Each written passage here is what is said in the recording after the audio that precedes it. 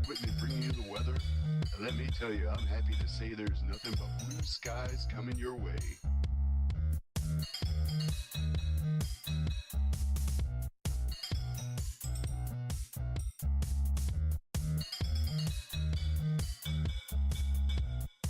There's nothing but blue skies coming your way.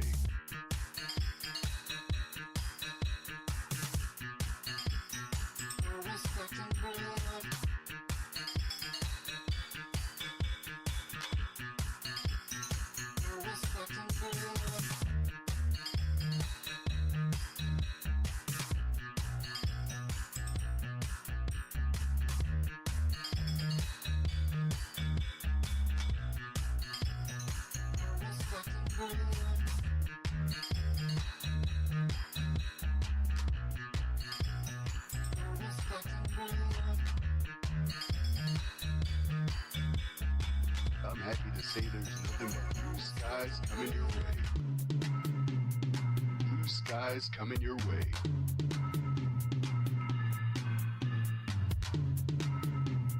Blue skies coming your way.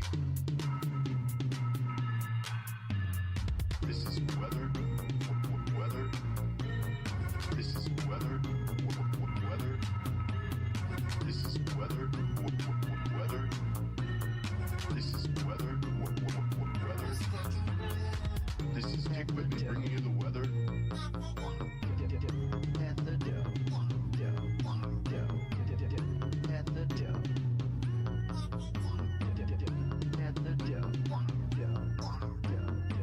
Always stacking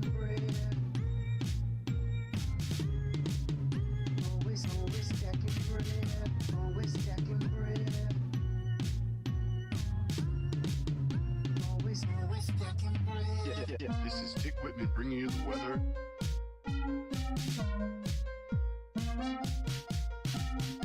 This is Dick Whitman bringing you the weather. And let me tell you, I'm happy to say there's nothing but blue skies coming your way. It is Saturday, June 28th, and you are watching You Don't Watch Sports right here on the Feo Grande YouTube network. I am Bill Smith, and I am joined as always by the man, the myth, the legend, Feo Grande himself, Omari Ellis. Omari, how was your sports week? You know what? Sports week was cool. It had a little bit of quiet, but it started with some disappointment, but it's rounding out to be interesting. I'm happy about it. All right, we are going to cover 3 topics here on You Don't Watch Sports, just to sprinkle a little sports information into your casual conversation, as we are your guiding light through the sea that is sports talk. Topic number 1, Omari, the NBA Finals has wrapped up. We are a little late on this one because it occurred the day after our last show, where we said that the Pacers were going to push through it on the back of Tyrese Halliburton playing on injury. He was going to have his Jordan flu game. We were going to get an Indiana Pacers championship. That is not what happened. OKC wins the final game of the 7-game series to take it 4-3 on the back of Shai Gilgeous-Alexander. Yes, sir. Named Finals MVP, averaging 30.3 points per game, 4 rebounds, and 5 assists. Omari, what are your thoughts on the series? Hey, every time I refer to the Thunder, I refer to them as Shai Gilgeous-Alexander and the boys. So I'm not surprised that he got the Finals MVP. The best player, it looks like the statistical best player they got listed here for the Pacers it's Pascal Siakam with 19 points a game, say 19, 7 rebounds, and 3 assists. I was saying the whole story of it was Shai Gilgeous playing the Thunder playing superstar basketball versus the Pacers playing team basketball.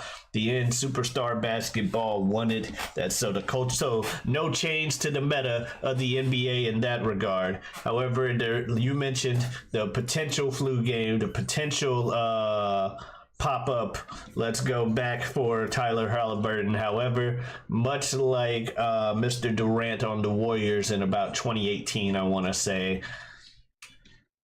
unfortunately played on that strained calf and had torn Achilles in the worst time possible, which you never want to have one. But Game 7, first quarter, after coming out strong, going down, and the Thunder that just took or not the Thunder, but the Pacers, you know, that just had to take all the wind out of the sails at that point. It's rough. It's a rough thing to continue. Yeah, and it's one of those things where we have the everlasting, you know, debate of like, athletes, should they play when injured or should they not? You have your sportscasters who, like your Skip Baylesses, who are like, he's faking the injury because he's not clutch.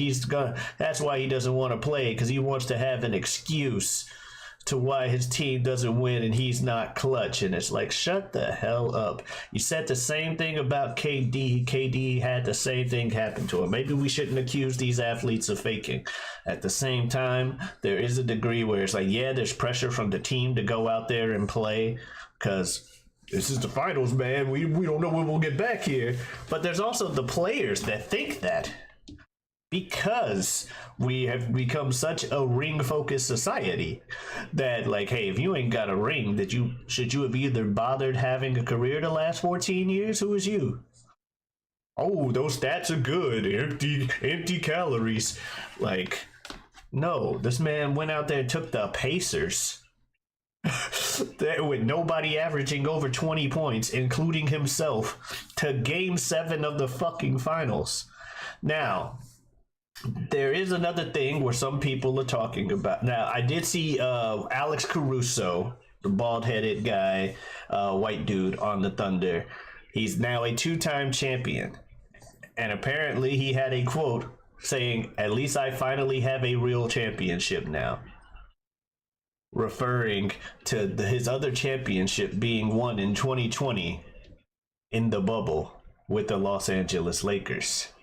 Now, that could be taken out of context and him being like, there, I got another one. Leave me alone about only being a bubble champion. I have a real one now, guys. Right.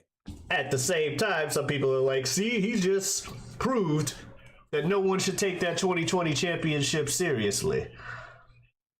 To which someone else pointed out to me, like, well, should we really take this Thunder championship seriously? I mean, 3 to the teams they went against in the playoffs had somebody tear an ACL or an Achilles and get injured. Like, one of the best players. Also, one of their series they won against a team where they got more than 50% of their points from the foul line. You know, there's the whole foul merchant claims for Mr. Gilgeous-Alexander. I don't necessarily assign to those claims myself, but if we're talking about casual sports, we got to talk about what people are talking about casually. Yeah, and it ended up being an interesting story overall through the playoff narrative because, yes, early on, it was OKC are the new poster boys of flopping. And Shy in particular. There were lots of highlights getting surfaced around the internet of him just completely being ghosted and untouched by somebody, and him flailing back and the ref immediately throwing the whistle. But then on the flip side, in the finals, in a reverse to what kind of normally happens, about once a game, there was a pivotal moment where there was a lot of contact, and any other year of the finals would be an immediate whistle blow, and you'd have a discussion on we're too soft in today's game and blah blah blah. Sometimes you got to let them play, and there were several moments where there was a lot of benefiting both sides. But in closing moments of multiple games in this series, there were no calls on very physical contact. What I will say in regard to that, because I'm not refuting your point, I will say generally the finals series is about when the whistle blows the least historically. Like that's when it's shut up and let them play comes into play. So I'm not too surprised about that, but at the same time, if you're going to be this soft league 98% of the year, when it gets to those pivotal moments and you see the obvious, maybe you should blow the fucking whistle. Like, yeah, the ticky tack shit. Check into a steal. Yeah, the ticky tack shit. Yeah, get rid of the ticky tack shit. But the obvious, you need to be calling the obvious. So yeah, I agree with you there about like lack of calls and pivotal moments, but I will say that is kind of the norm when it comes to the NBA finals, that they swallow the whistles and don't really blow them as often.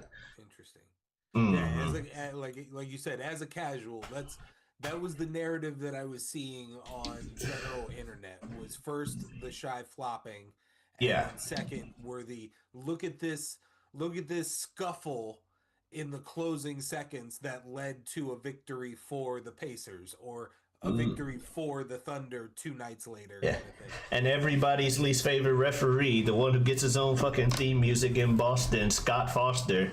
You know, he had his game or two in there where he, you know, they call him the extender. Literally goes out there to extend series by like beep, beep, beep, whistle for whoever he needs to win the game, like on some of the most BS fouls. It happens a lot for Boston. I'm not the one that played the theme music when they announced them, okay? I'm not the one that played the theme music. The bottom line is it happens. But if you want, guys, y'all can look him up. Look up Scott Foster, Chris Paul. Notorious that him and Chris Paul have a beef with one another. And they still and he has a bias against Chris Paul. And they still let this man referee in the NBA. It's one of the silliest things out there. But yeah, that was the finals. Congratulations to the Thunder and everything. It is the first. Yeah, it's their first NBA championship as the Thunder. Very quickly, the NBA flips it around, Omari, and they go from the championship wrapping up straight into the draft. Yeah, some sports wait 3 months. The NBA is like, nah, we do it the next like week.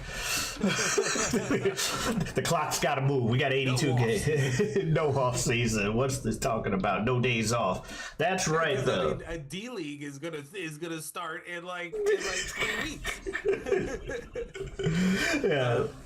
All right, so yeah, we got the top 10 of the NBA draft here. You want to run through them? Sure. So the Mavericks, after everybody called Nico Harrison an idiot for trading away Luka Doncic at age 25, they get the last laugh as thanks to the lottery, they turned their like 0.12% chance into the number 1 overall draft pick immediately and got Cooper Flag. Man, some teams just have all the luck in the world, don't they? So they got Cooper Flag.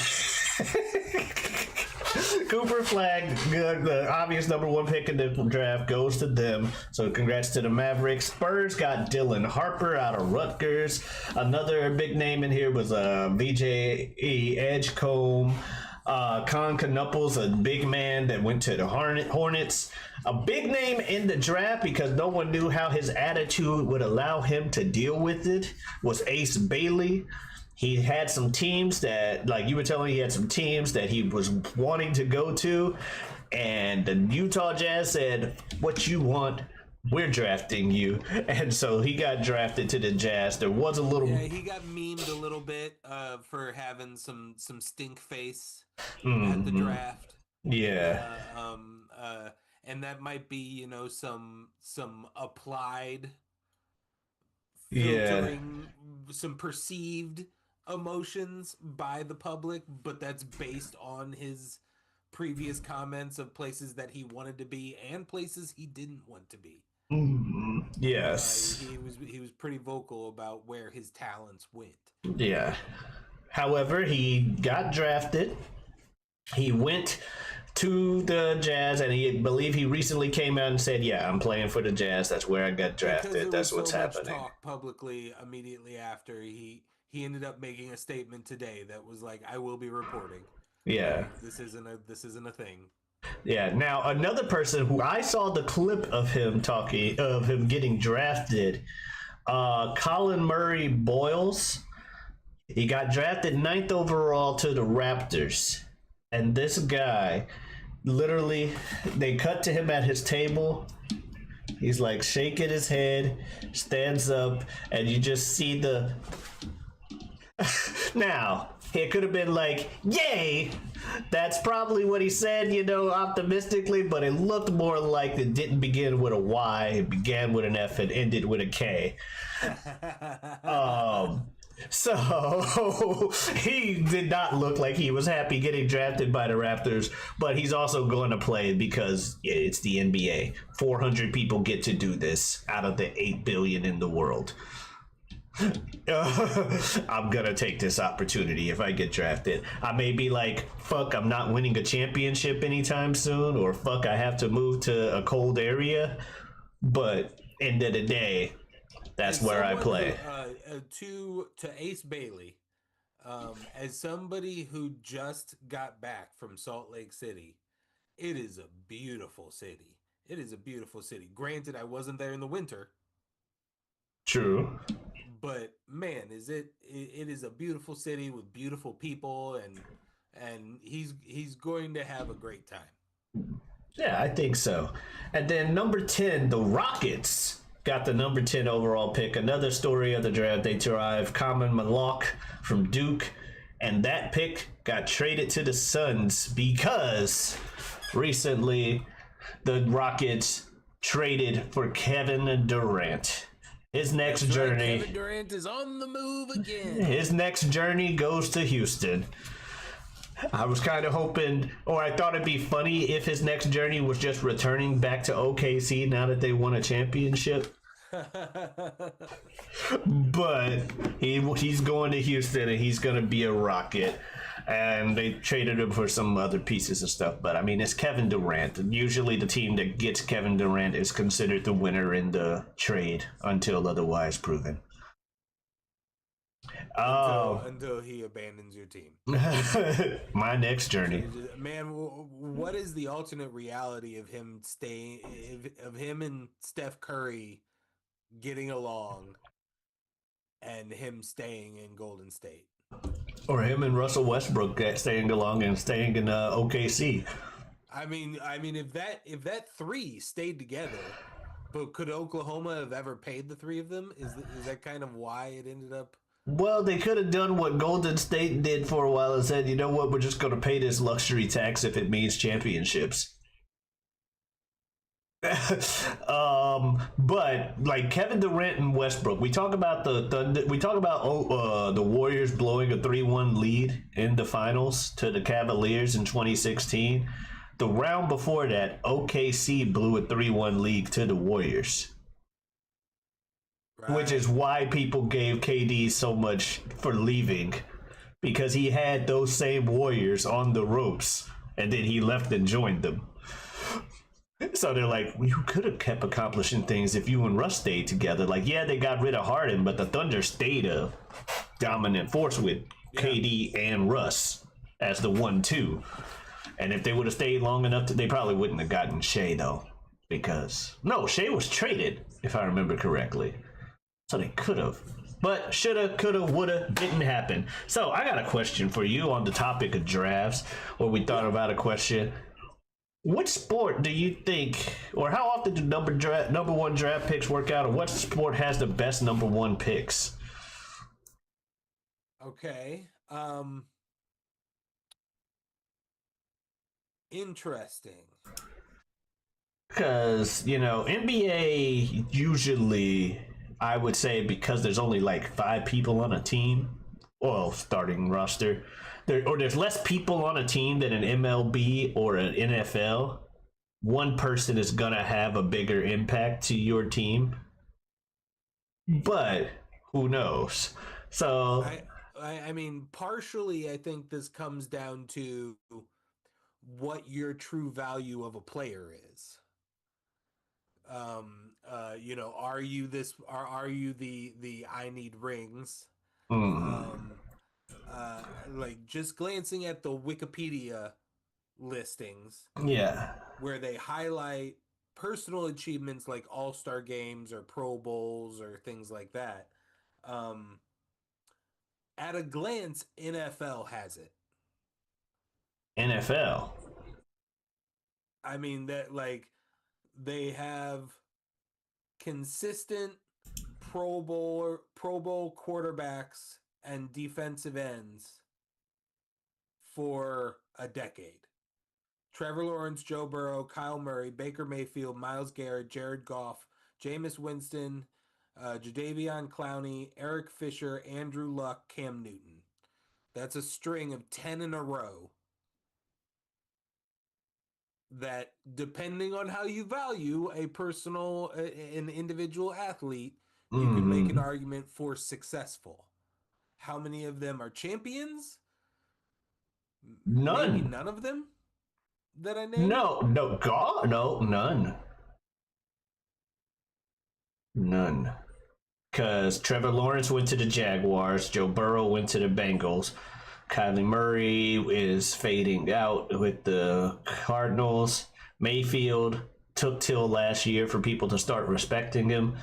Not saying that he's not been a good player, but he's been on some bad teams, including the Panthers. So people don't think I'm being biased. Myles Garrett has had a career on the Browns, so he hasn't done much. Jared Goff went to the Super Bowl with the Rams, lost to Brady, and almost went to the Super Bowl last year with the Lions to prove that he's got something. Winston notoriously hasn't won anything. Jadeveon, same. Eric Fisher, I think more in the NBA when I hear that name, but I think that's because I think of Derek, so never mind. He's on the Chiefs, though. Was he drafted to the Chiefs? There's your Super Bowl champion, Eric Fisher, tackle for the Chiefs. Meanwhile, Andrew Luck, Cam Newton, Sam Bradford, Stafford took about 10 years, but he won one. But it's been, so champion-wise, no one in the past 15 years drafted number one overall. So NFL has it on Pro Bowls and All Stars. Who is the most recent champion in the NBA? NBA. Let's see. Not Victor, not Paolo, Cade, Anthony, Zion. Ayton went to a finals. Not Carl Anthony. Wiggins? I want to say Wiggins won one with the Warriors, but he may not have. Anthony Davis, the bubble championship. Anthony Davis and Kyrie. Yeah. Because not John Wall, Blake, or Derek. Yeah. But after that, after Kyrie, the next one is fucking the guy he won his championship with, LeBron James. Right. I like you have an all-timer. Yeah. In 2003. All right, so technically a more recent champion. Oh no, Dwight Howard as well, who also won that championship with them. Oh, with LeBron and Davis. All right, so MLB All-Star, our MLB is definitely going to be the sparsest. All right. On the list. The most, I would say it is the most lottery. Okay. Of all of the drafts that we're discussing. You do have Paul Skeens, as recent as 2023, who is already in the league. He is already Rookie of the Year. He is already an All-Star. Okay. He might already be one of the top 5 pitchers in the league. Well, damn. But he's a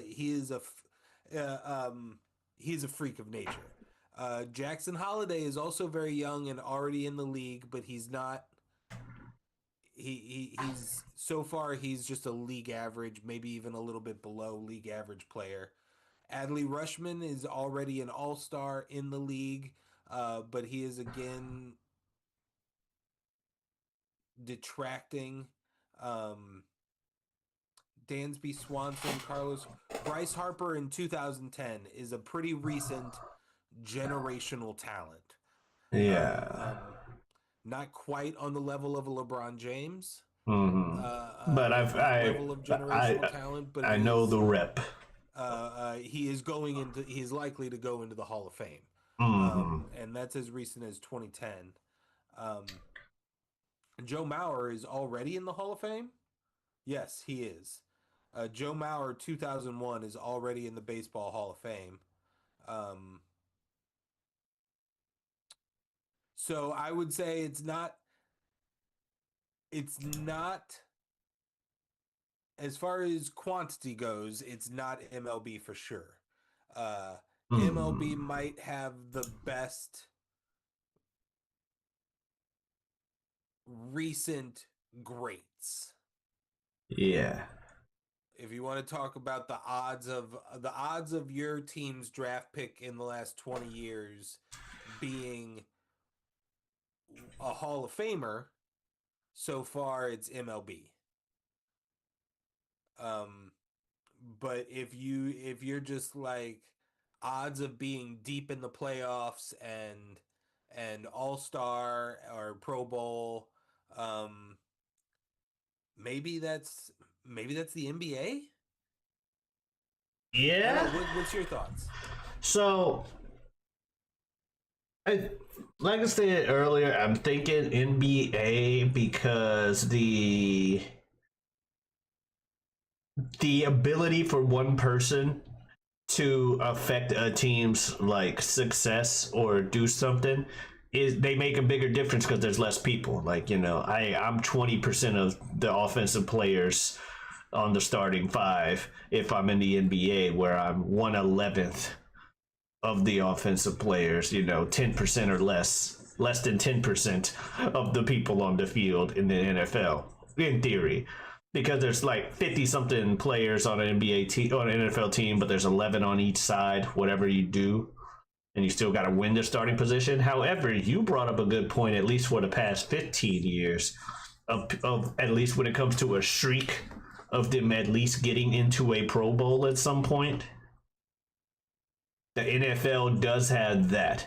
NBA has more champions. Number one picks are all notable dudes that, as a casual fan, I know the name of.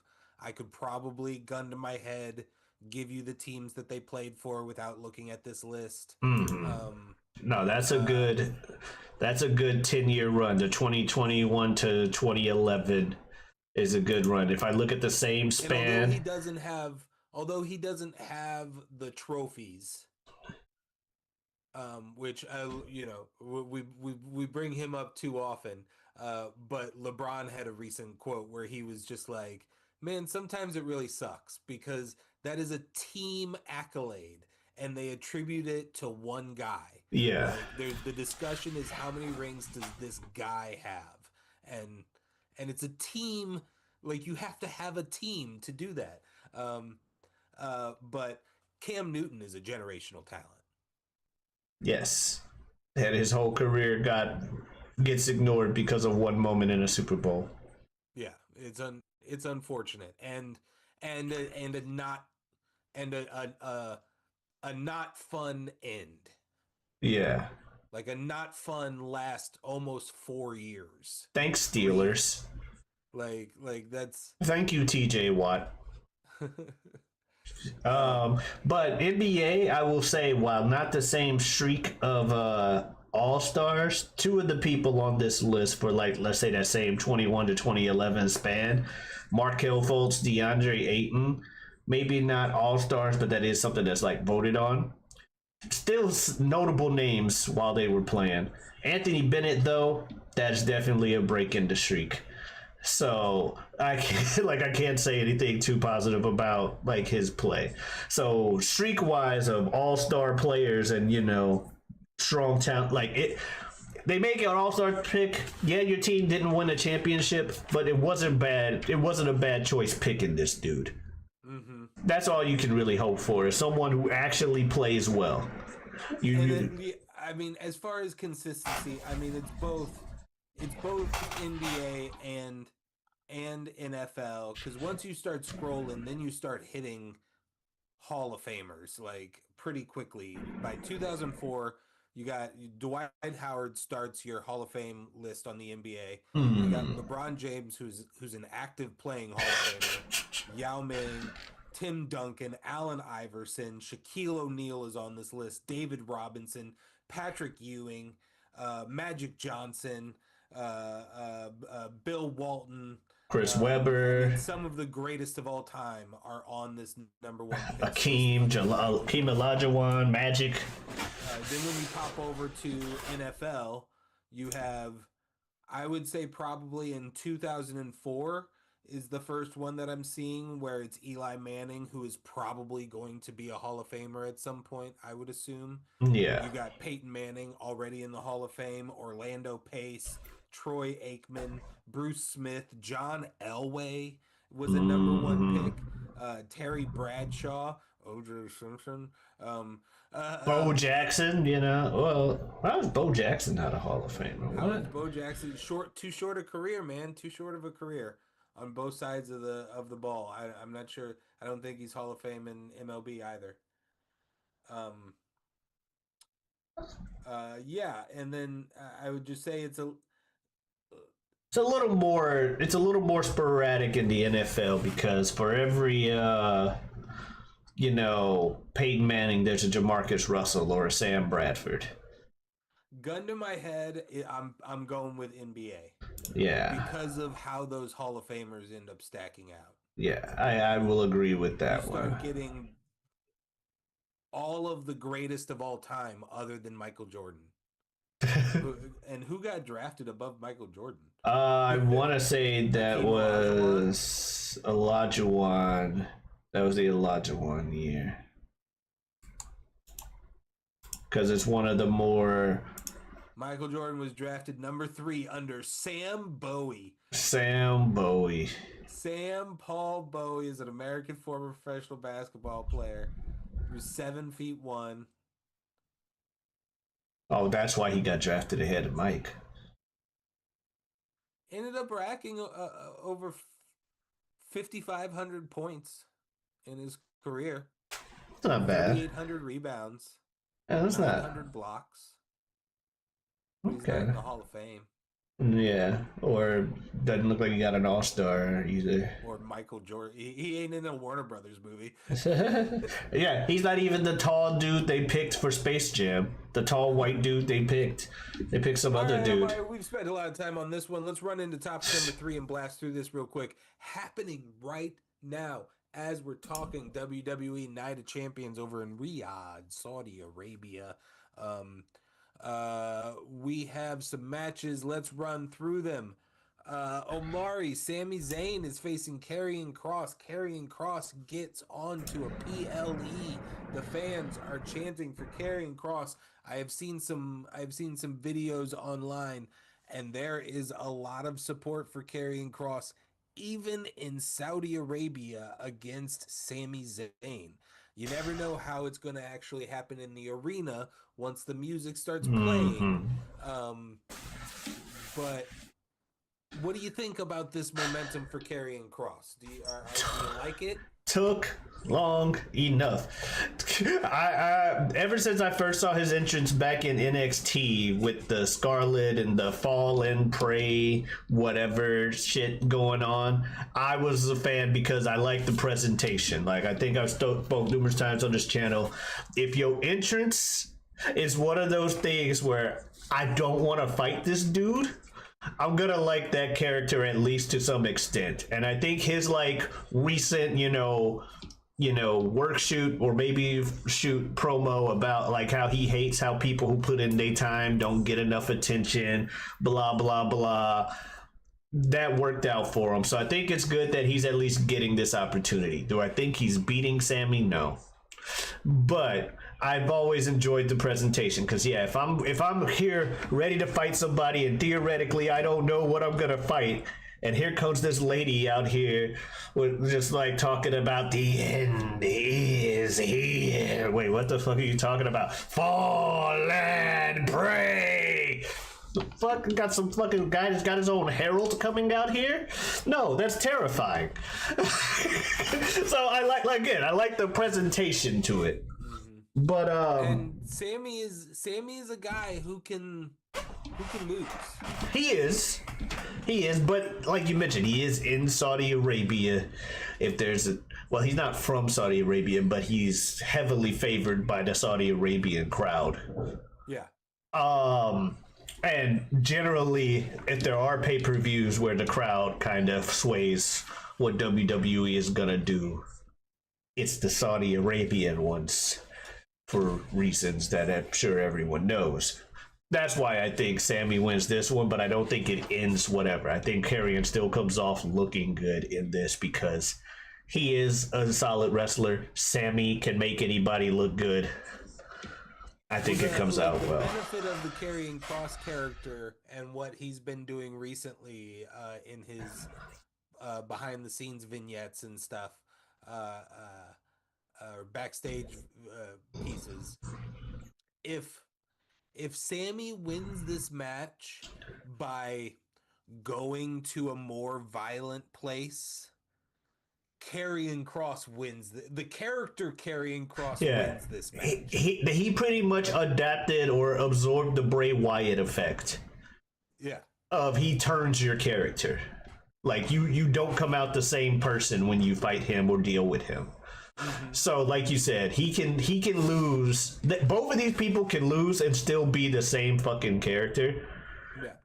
So you can even see him pulling a sacrifice move like he did with AJ Styles, where he stood up and when he spun around to take the phenomenal forearm, he put both his arms behind his back and grabbed his wrists. And like. There's a freeze frame from like a photo or a video of that a fan made, and he turns around and he has the biggest smile on his face as he's taking the phenomenal forearm. Yeah, I like that I like character work in my fucking sports entertainment because ideally they're supposed to be. Oh, hey, so I have a vast antivirus. Anyway, so it popped up in the middle of the screen.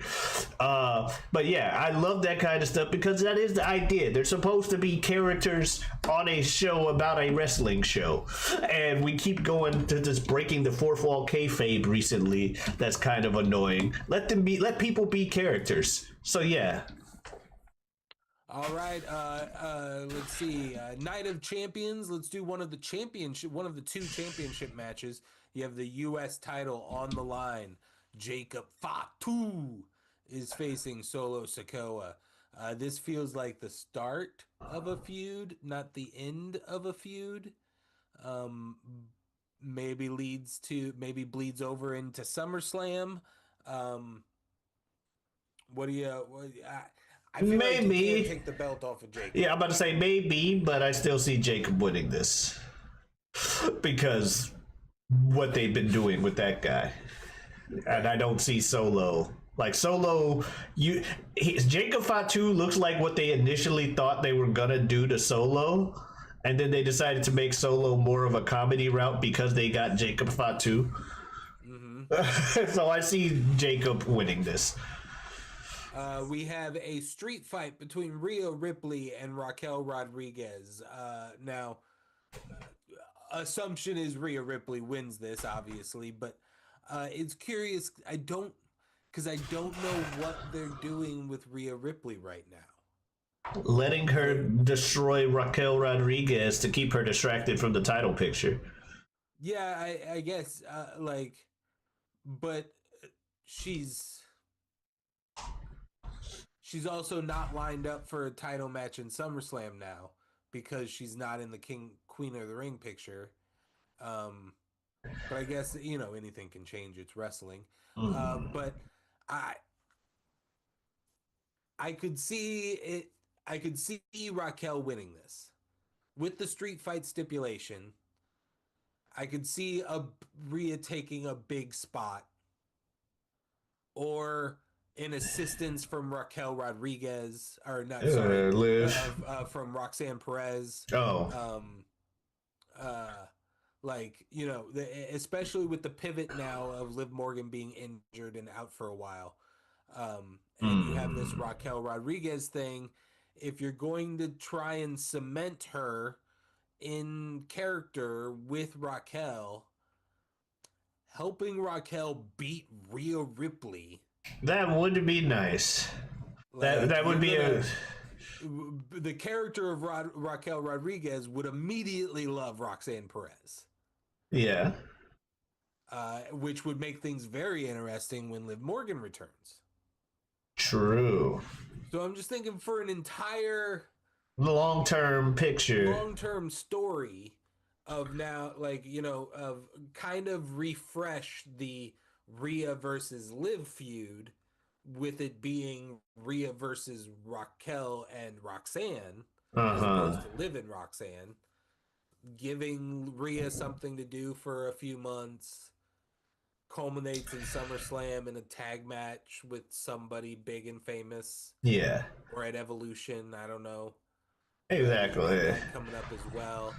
I don't know. I there's something in my bones that say that Raquel might walk out with this one. Oh, that's a good idea, and I love your argument for it. I'm gonna say Rhea wins because that's just what WWE likes doing. Yeah, because I mean, she's She prints money. It's on another level. You can just see it in the, like, there's crowds react in different ways. Even on the big loud pops, there's different versions of those big loud pops. Hmm.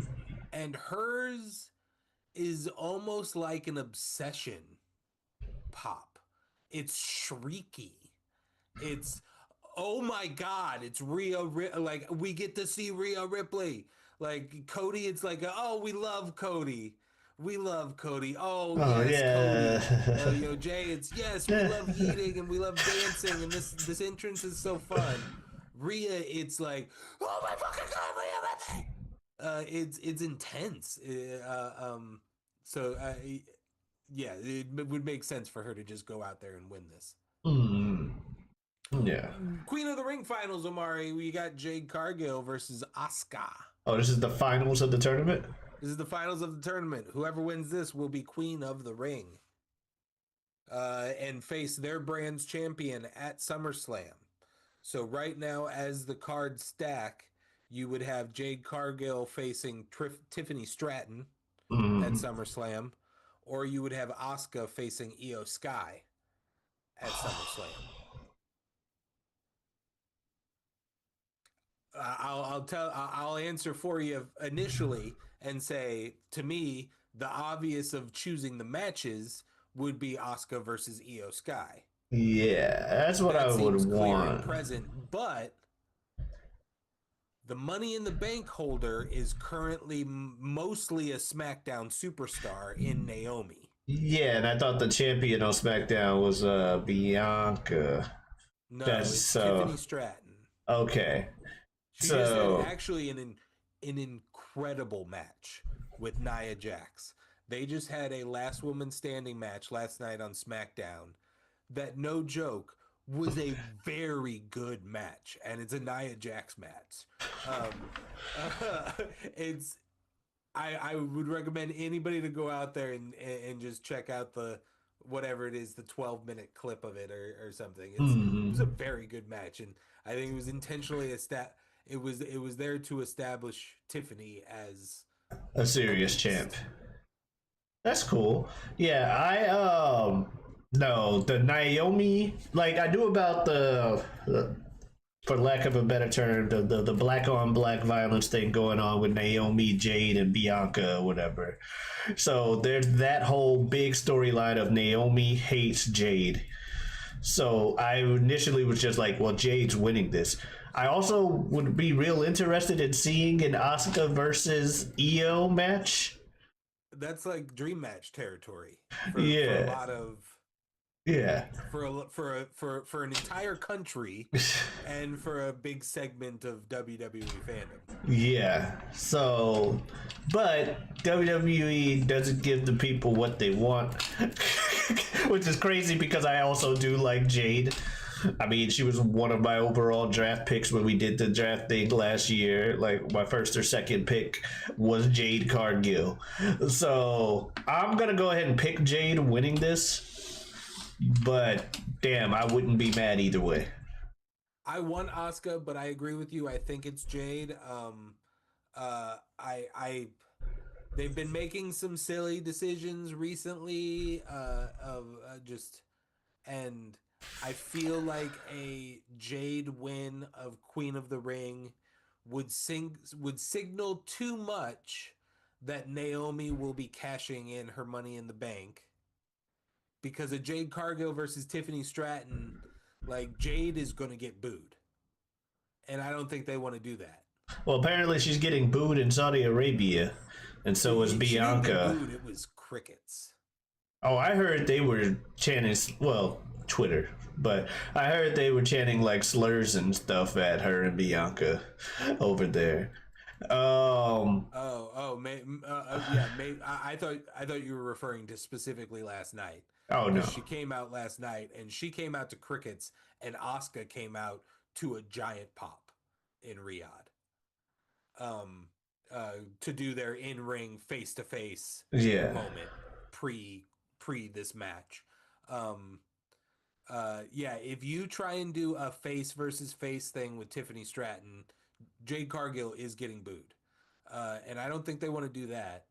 And the Jade Naomi rematch with a title on the line would be a big deal. I mean, clearly they thought the first match was a big deal. They put it on WrestleMania. Yeah. So this would also the round 2 with plus title would be a big match to them. So I feel like Queen of the Ring would signal too much that we are going to have Naomi as champion any minute now. And that seems like something that WWE would do right now. That seems like the kind of decision making that they would do. So I am going with Jade, but I would like to see it as Asuka, because I would love to see Io. And I mean, whoever loses this is still lined up for a title shot for their brand. If Asuka loses the Raw on Monday, she could walk out and be like, "Well, I'm still the best woman on this the number show, one contender of this show, so give me the shot." And then it'll probably happen at Evolution instead of SummerSlam or something like that. She's the Empress of tomorrow, not the Queen of today. I feel like Io versus Asuka at Evolution would be pretty stellar. Would be appropriate too, and just to highlight a different version. Yeah, because Evolution is women's wrestling specifically, right? Correct. Yeah. So I could see them headlining it. Yeah. Oh, they're not going to headline it. Well, Rhea Ripley's going to headline it. You know what I mean. Co-headlining, whatever, being one of the big matches. Because they're a championship match, is why I'm saying that. A Becky and Bailey rivalry, I could see that as a historical nod. Yeah. Being the thing that closes out the show. Or probably some sort of contrived mix of past and present. Like I said, like Rhea Ripley tagging with Nikki Bella and versus Roxanne and Raquel or some shit like that. All right, this is a long episode this week. Yeah. Finals of the King of the Ring: Cody Rhodes versus Randy Orton. This has got to be the taster for what we get later. I have to assume. Oh, that's right. Winner gets a title shot. Winner gets a title shot. So it's either Randy, John Cena round 2, or it's Cody, John Cena round 2 at SummerSlam. Or either of them versus CM Punk. Or either of them versus CM Punk. That said, I think it's going to be Cody, because he's Superman Cody Rhodes, and he's just here to kill all the big things to get all the big pushes he needs. We're running out of dates. I mean, we're running out of these dates for John Cena. It's just a question of, does he actually take the title all the way to the finish line and drop it in the final match, or literally legitimately retire with the belt as he threatens to do? Because I know we've discussed that at some point. of like the other title is a title that Hunter created. Maybe there's a part of him that's like, yeah, let's end that fucking thing. The lineage ends there, and this is the title now. The one that Seth Rollins created. You know, his boy, him and Seth are boys. That's still always a possibility, but I feel like he drops the title first so he can do a few dates of like, redemption tour. Cody, go out as a face. Guys, I'm actually a good guy. Have one or two fun tag team matches and maybe one ridiculous match left in him. Like I've seen a lot of people online being like, saying, hoping that they get one more like Umaga last man standing match John Cena. It's like, you know, people want him to blade. There's all kinds of, but I could see him like he could. The Randy the him and Randy one went pretty crazy in Backlash. There was a lot of stuff going on there. He did a lot, but I still feel like there's one more match in him to like go hard. Yeah, but and he's probably saving that for like the end of the thing. Yeah, maybe that's Cody and SummerSlam. Or like Cody and SummerSlam. People have said last night when Cody and Randy were doing their in-ring face to face prior to this match with the crown for King of the Ring in a glass case in the center of the ring. A lot of people online are saying that crown is Randy Orton head shaped. That crown would be a necklace on Cody Rhodes. Lol. So what I would like, given this trajectory and just the whole storytelling point, Randy wins King, faces John at SummerSlam, wins going full heel in the process.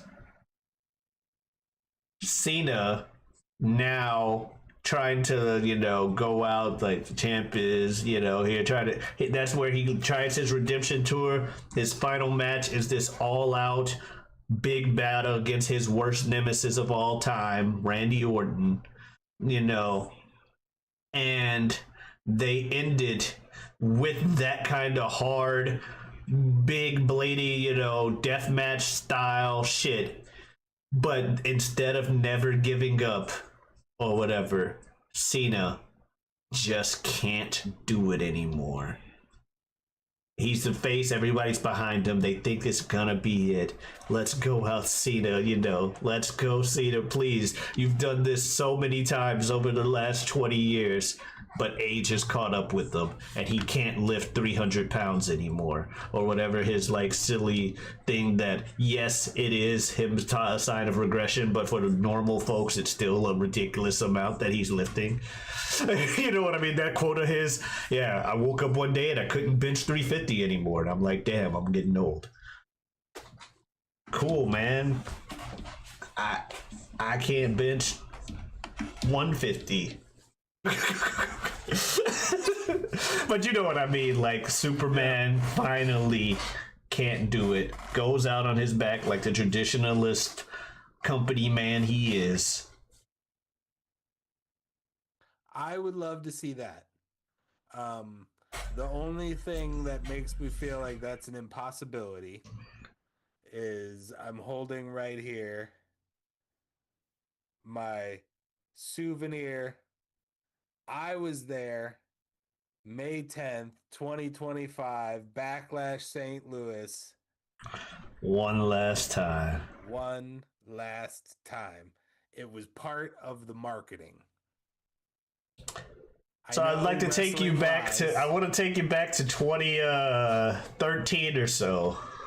John Cena versus The Rock. Once in a lifetime. No, you bring up a good point. I told you. Would imply, I mean, that implies they didn't know. They never thought that Rock would come back and do it again. Or at least you can't assume that he would. That would imply that they knew actively while they were making this marketing that they were fucking lying their asses off. Look, you got look at that. You got your reflection inside. Your look at that. John Cena and Randy Orton are kissing you, giving you those smooches. Boo, boo, boo, boo. Why you gotta go smooches with it? But okay, that's enough of that one. We love you, Omari. That's enough of that one. But yeah. But yeah, no, it could. You bring up a good point. That is the same year. It's one thing to be like, who knows what'll happen next year? Oh shit, Rock wants to come back. Let's run it back. But yeah, to do it the exact same year. Here's your one last time I was there. You mean the last time in St. Louis? All right, so likely Cody Rhodes, but we both love to see Randy Orton win it. And then, of course, as we mentioned earlier, I mean, we're both talking about King of the Ring as who's going to fight John Cena, but John Cena has the title on the line versus CM Punk. I guess I feel like everybody assumes it's John Cena. CM Punk could win this. Yeah. I mean, he has him versus the new Cody Rhodes is a dream match that people are waiting to have happen that hasn't happened yet. Him versus Randy Orton is a lot of history. Yeah. Not as strong as him versus John Cena, but it's still two giant stars. Could happen, but I don't think it will.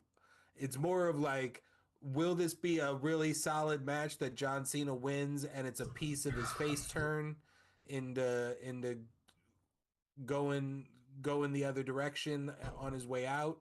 Or is this another belt shot to the head? A regretful belt shot to the head. Let's drag this out some more. Or DQ ending that we've been getting from John Cena. Yeah. I'm hoping it's the former. Yeah. And it's weird being like, I'm hoping for John Cena to be a face Cena. But I've also been pushing the agenda that he's not going to go out as a face. So I just think progression-wise, we're about halfway through the year. If he's going to start that progression back, especially with the scenario I just laid out, John Cena wins this in a relatively honorable fashion because CM Punk kind of guilts him in. Like, he probably thinks about it. Either that or CM Punk does win and it starts Cena's face thing. Because CM Punk's been talking about how much of a sellout he's been and all that stuff lately. And so he gets to him in the match.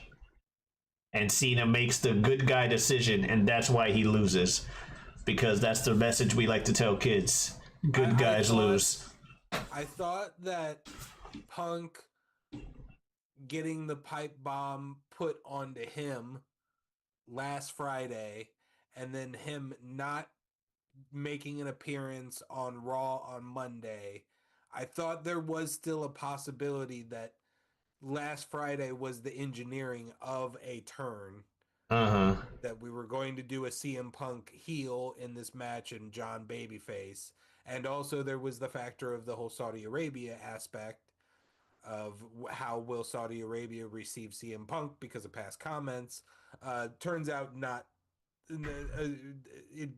that affecting. I meant to say they did boo him, but then he apologized, so they turned. Yeah, there was a moment on the kickoff show where he and really the boos only started when he brought up the it was like a 50-50 mix, maybe even a little bit more cheers. And then he said that the guy asked me to apologize for a tweet, and everybody was like, "Oh, you're gonna talk about it? Well, boo! Shut the fuck up! Clap, clap, clap, clap, clap! Shut the fuck up!" But then you get to the arena, and he gets huge fucking pops. And after he does the Dr. Thugonomics bit, they play his song, and they sing his song super loud. He does the crowd bit. They participate in the crowd bit. So looks like it's going to be heel Cena face CM Punk. Interested to see how it goes. I'd like to see a solid match And at this point, I even called for DQ finishes when the heel John Cena started. I said that's one of the things I was looking for. Yeah. But I want a little bit more of a mix of it. Yeah. I would like a little bit of a switch up here at this point if we're going to do the face turn. Yeah. So we both got Cena winning, but how? We'll see. Alrighty, well that's our 3 topics. This was a long one today. Yes, sir. If you like us watching us do other things, like talk about things. We do that on lots of things here on this thing. It's at times. Yeah, Tuesdays mainly. Throughout the week. Yep. Yeah. Where else do they find you on the I internet? also have a Twitter and Twitch at Giotavi. That's Giotavi. Come on in, stop on by, streaming some things myself. Dage 240. You know what that means. But yeah, thank you guys so much for watching. We'll see you guys next week. Adios.